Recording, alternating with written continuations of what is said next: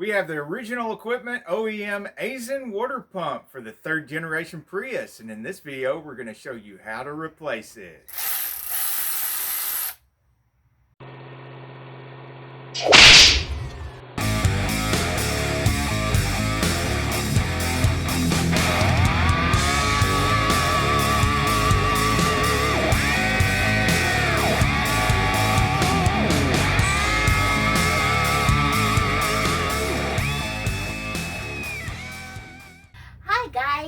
Since Victor went to get himself a cup of coffee for this very important job, I thought I would show you how it's done before he gets back, okay? First of all, we need to decorate our workspace. 1 second. There, see? And now we need to get my favorite tool and get this job started. All right, let's see. And that's how you fix a water pump the easy way. You hit it with a hammer, see?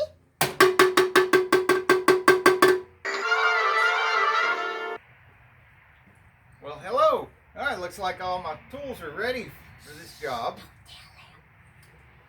Well, let's get started. This party started. First of all, we need to protect the paint.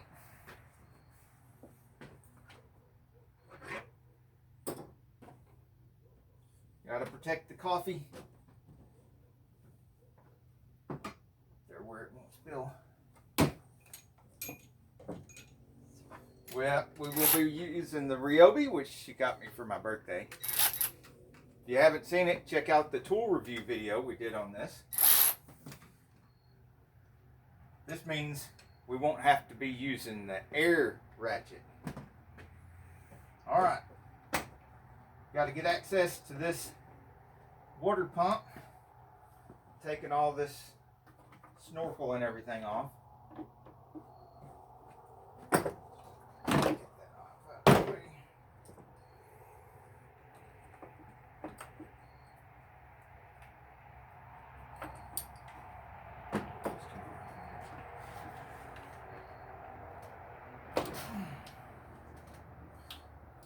There's a wire connector here that has to be undone. You got to push the clip. You look, there's the clip release right there. Push that in as you pull.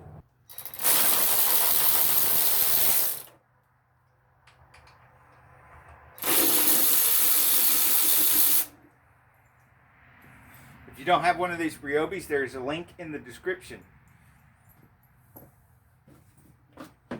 And you could always use the other kind with it by your hands. Yes.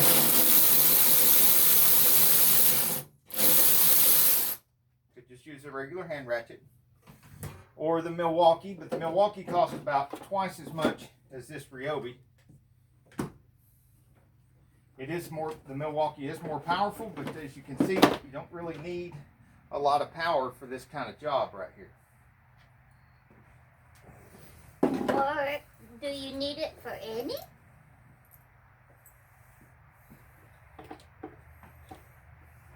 You don't actually have to take this off, but I usually take it off and clean the throttle body while I'm doing a water pump.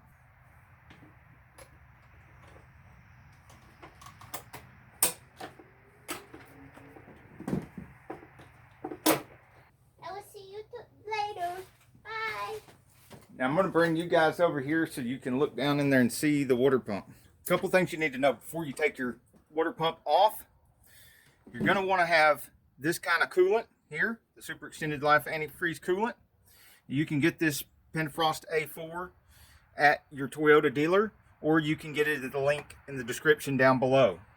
You're going to need at least one of these. I would suggest getting 2 of these just in case, because you don't know how much coolant you're going to lose or how much coolant you already lost before you change the water pump.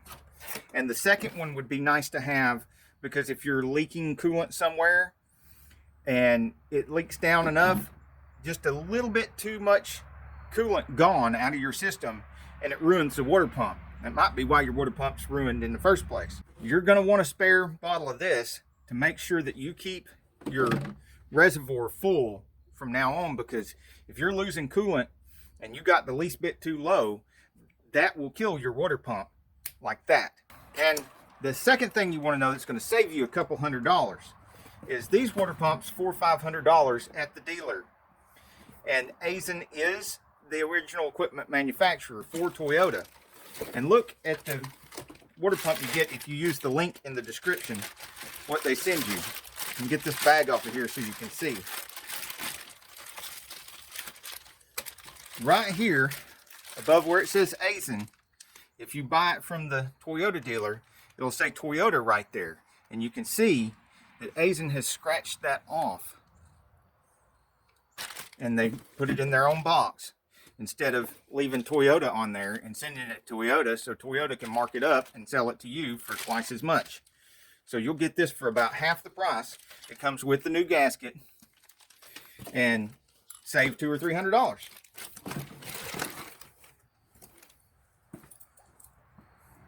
just by using the link in the description below. Okay, it's a tight fit down here, so it's really hard for me to get the camera in a place where you can see really well. So I'm going to describe some of this before I get started. There's the top of the water pump, which is this top right here.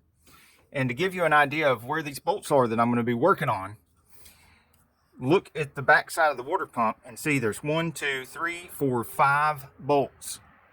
And it's oriented like this. So we're going to be taking out the 1, 2, 3, 4, 5 bolts. There's a 6th bolt down here that's very close. You got to be careful not to take that out, because that bolt is not a water pump bolt.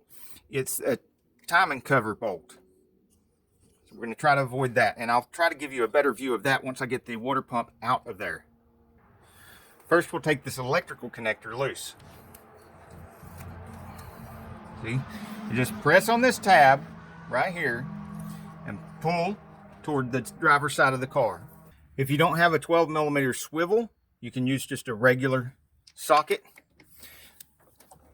Break these bolts loose. One.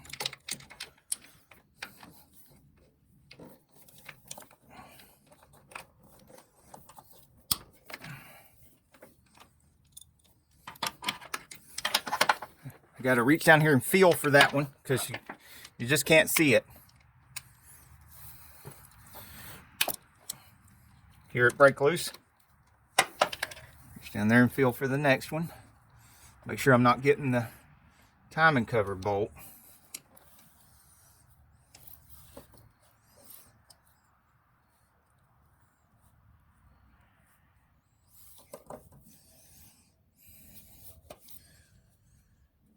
Feels like it's missing the bolt on the bottom. Feels like this bolt right here is missing. So I'm going to take these 4 bolts out.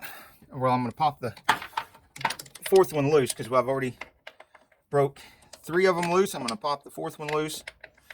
And then we're going to get the Ryobi P344 cordless ratchet after them, and see how quickly we can buzz those out of there.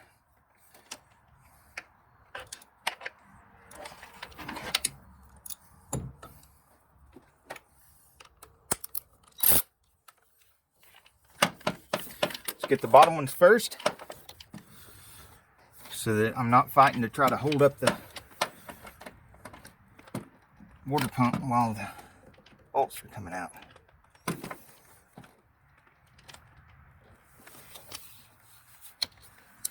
Want to get the bottom ones first, because you want your most difficult bolts out first.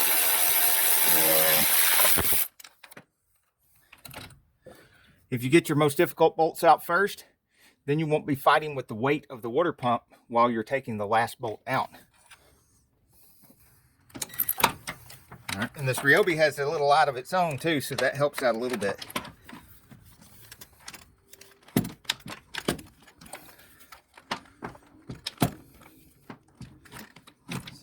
Kind of a tight fit for power ratchet down here.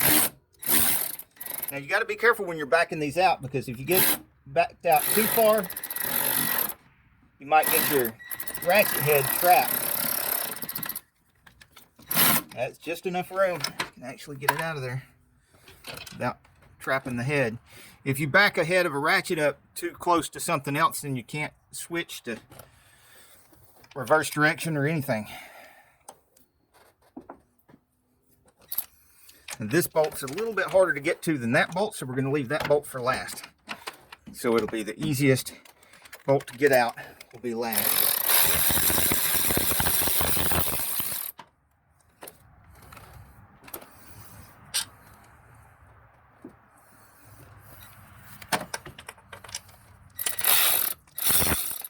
Yeah, it's coming loose. Remember, I put that drain bucket down there. Good thing. It sure is draining. You can pre-drain everything if you want to into a bucket, but this is a pretty clean engine bay here, so I'm just letting it go. This one was long too. Now, yes, that confirms, since we only took 4 bolts out and it's coming loose, that one of the bolts is missing. So one of the bolts came out somehow on its own and hit the street somewhere. So we're gonna have to come up with a replacement bolt when we put this new water pump in here. Make sure you get your old gasket out of there, because you're gonna be putting a new gasket in here. You don't want 2 gaskets sitting on top of each other, because just like changing the oil and changing oil filters, if you leave the old gasket on there and you got a new gasket stacked on top of it, 2 gaskets are not better than 1 gasket. They're worse. It will cause a leak. And it looks like this very bottom bolt that was missing is the same length as one of these other 2 shorter bolts. So I'm going to go to the bolt table and see if I can't find a bolt like this to replace it with. So we'll have all 5 bolts when we put it together. Wow, look at what I found on the bolt table.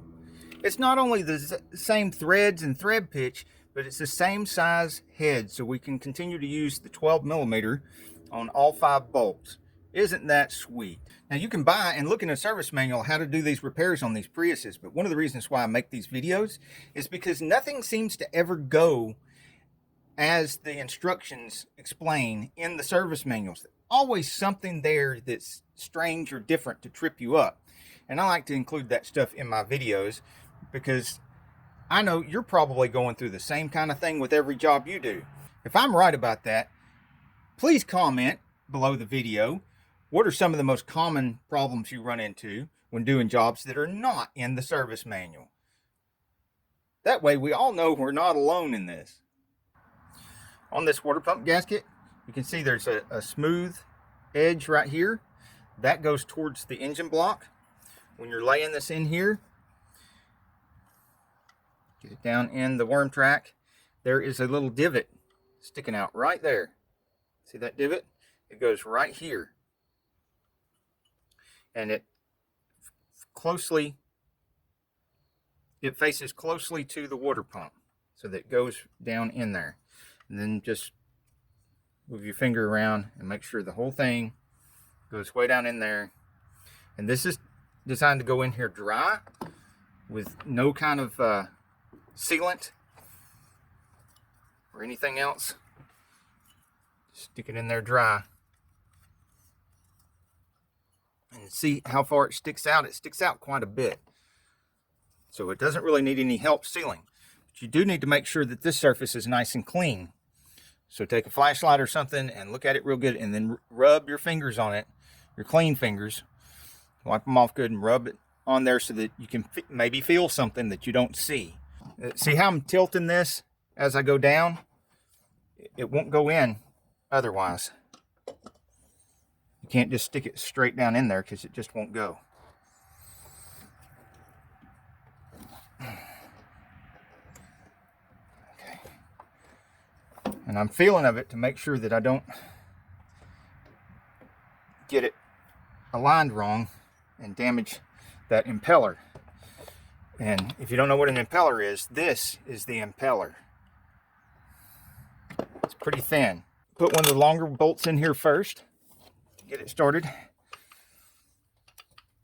And of course we're starting it by hand. If you use a ratchet handle, or especially if you use a power ratchet, you could damage the threads. The threads in the cover are just aluminum, so they can be damaged very easily. Make sure you put Loctite or some other type of thread locker on these bolts before you put them in. Make sure you twist them in hand tight before you go after them with a ratchet, especially if you're using a power ratchet, cordless ratchet, air ratchet, anything like that. If you had a bolt in there to hold the water pump up against there while you're working Loctiting the bolts, make sure you pull them out, put Loctite on them too. I'm using the Loctite 242. Let me know in the comments what's your favorite thread locker.